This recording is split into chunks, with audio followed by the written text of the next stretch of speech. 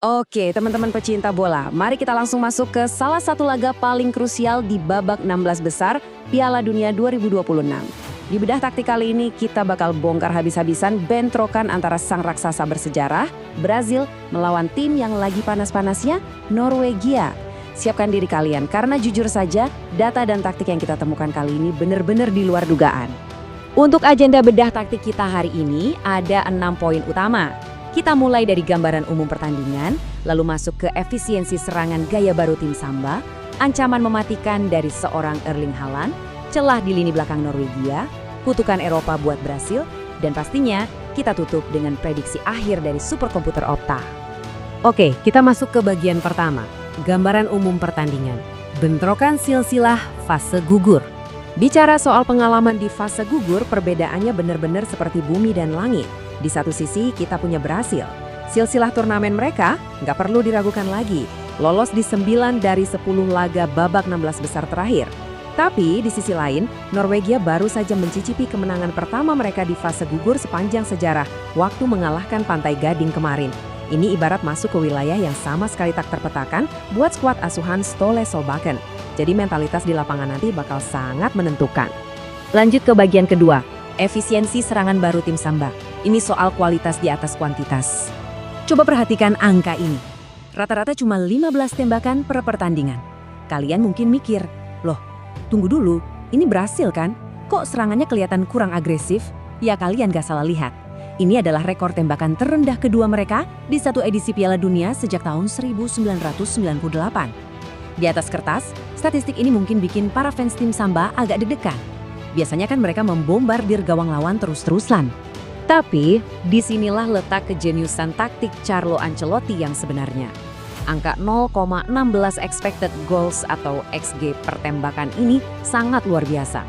Buat kalian yang belum tahu, ini mengukur seberapa besar peluang sebuah tembakan itu benar-benar jadi gol. Dan tebak, ini adalah catatan kualitas peluang tertinggi bagi Brazil sepanjang sejarah.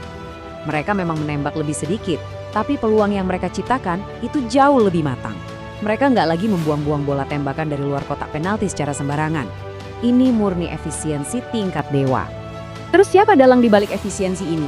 Bruno Guimaraes benar-benar tampil gila sebagai dirijen di lini tengah.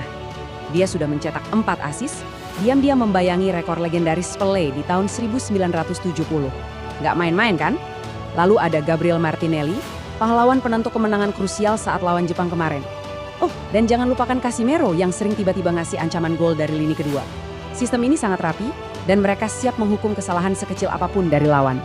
Masuk ke bagian ketiga. Ancaman mematikan Erling Haaland, sang kekuatan yang tak terhentikan. Nah, pertahanan efisien Brazil tadi bakal diuji habis-habisan oleh monster yang satu ini. Coba dengar rekor ini, bikin merinding. 25 gol dalam 13 pertandingan internasional kompetitif terakhir. Yang bikin geleng-geleng kepala, Haaland ini nggak pernah absen cetak gol di setiap laga dari 13 penampilan itu. Kalau nanti malam dia sampai menjebol gawang Alisson, dia bakal jadi pemain Eropa pertama sejak tahun 1998 yang selalu mencetak gol di 4 penampilan awal di Piala Dunia. Luar biasa. Tapi ingat, predator mematikan itu nggak bisa kerja sendirian tanpa pelayan yang andal. Dan Norwegia punya Martin Odegaard. Sang kapten ini lagi ada di ambang sejarah besar.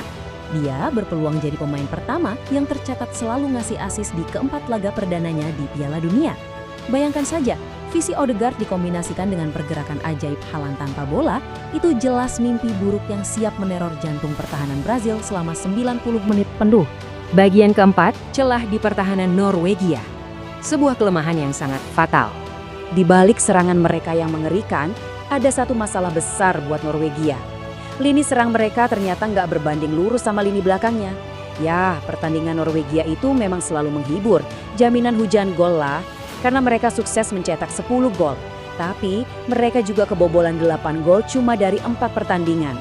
Faktanya, mereka masuk ke daftar yang sangat langka sebagai tim yang selalu mencetak gol, tapi juga selalu kebobolan di setiap laga pembuka mereka. Ini jadi bukti nyata kalau pertahanan mereka sering terlalu terbuka dan sangat rentan kena serangan balik cepat. Jadi intinya begini, kalau lini belakang Anda sering tidak disiplin, ngasih ruang kosong sedikit saja ke predator sayap macam Vinicius Junior itu sama aja bunuh diri. Belum lagi ada Matheus Cunha yang ngintai terus, nunggu bek Norwegia bikin blunder. Ståle Solbakken benar-benar wajib merapatkan transisi pertahanannya. Kalau enggak, habis sudah mereka dieksploitasi sama serangan Brasil yang super efektif tadi. Sekarang masuk ke bagian kelima, kutukan Eropa bagi Brazil, sebuah faktor X bersejarah.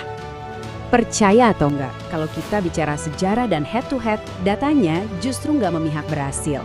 Ya, secara mengejutkan, Norwegia tuh nggak pernah kalah dalam 4 pertemuan mereka melawan tim Samba. Mereka mencatat 2 kemenangan dan 2 hasil imbang. Dan buat kalian yang ikutin Piala Dunia dari dulu, pasti ingat momen epik di tahun 1998 saat Norwegia sukses numbangin skuad elit Brazil 2-1 di fase grup. Fakta masa lalu ini jelas bakal jadi suntikan moral yang masif banget buat skuad The Vikings. Dan ngomong-ngomong soal kutukan, coba perhatiin rentetan menyakitkan ini. Sejak angkat trofi juara di tahun 2002, Brazil punya kelemahan yang aneh. Mereka selalu disingkirkan oleh tim Eropa di 6 pertandingan babak gugur secara berturut-turut. Mulai dari disingkirkan Prancis di 2006, tragedi Jerman di 2014, sampai adu penalti yang bikin patah hati lawan Kroasia di 2022. Ini kutukan nyata, teman-teman. Pertanyaannya sekarang, apakah hari ini mereka bakal tersandung lagi oleh tim dari benua Eropa? Bagian ke-6, sekaligus yang terakhir. Prediksi final superkomputer Opta.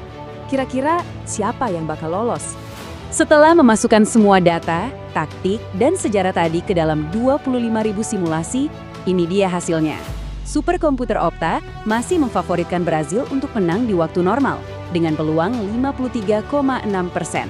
Tapi, dan ini hal yang harus diwaspadai, kalau kita gabungkan presentasi peluang Norwegia menang dan peluang hasil imbang yang berujung ke perpanjangan waktu, angkanya mencapai 46,4%. Hampir setengahnya.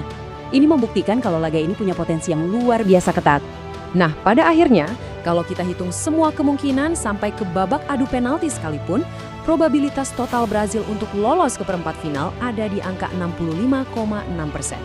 Harus diakui, dominasi taktik pragmatis Ancelotti, efisiensi di depan gawang yang klinis, dan kedalaman skuad yang mewah tetap bikin mereka berdiri kokoh sebagai favorit secara matematis. Jadi kesimpulannya, laga ini adalah benturan dua dunia. Pragmatisme mematikan Brazil versus daya ledak tanpa ampun mesin gol Norwegia yang sayangnya dibayangi pertahanan rapuh. Pertanyaan besarnya, akankah Erling Haaland dan Martin Odegaard mencetak sejarah baru hari ini? Atau mampukah skuad Carlo Ancelotti akhirnya memecahkan kutukan 2 dekade Brasil dari jeratan tim-tim Eropa? Coba tulis prediksi kalian karena di atas lapangan hijau segalanya bisa terjadi. Oke, sampai jumpa di bedah taktik kita yang berikutnya.